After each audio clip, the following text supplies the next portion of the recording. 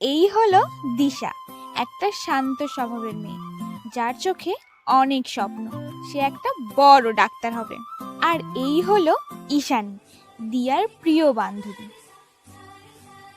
কি রে, তুই ওখানে দাঁড়িয়ে কি করছিস? এখানে আয়।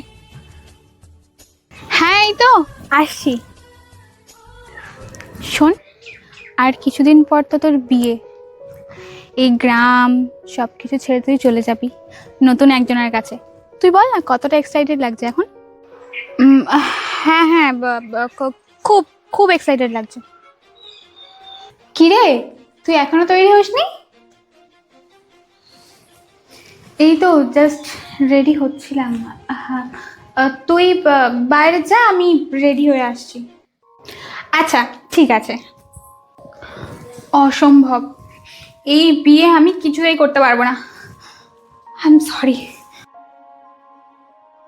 কই রে, ঈশানীকে নিয়ে আয় নিয়ে আয়, তো লগ্ন পার হয়ে যাচ্ছে। কি রে দিশা, ঈশানীকে নিয়ে আয় তাড়াতাড়ি।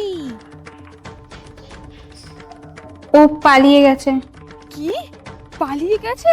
হ্যাঁ, তুই না ওর প্রিয় বান্ধবী, তুই ওকে পালাতে সাহায্য করেছিস। এইবার ওই ছেলেটার কি হবে? তোকেই ওকে বিয়ে করতে হবে, তোকেই বিয়ে করতে হবে ওকে, আমাদের মান সম্মান বাঁচানোর জন্য।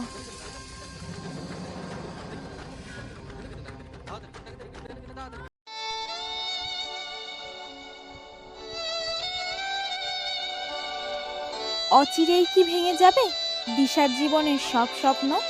সে কি কোনোদিনও পারবে ডাক্তার হতে? আসছে অভাগা বর, অভাগী কন্যা।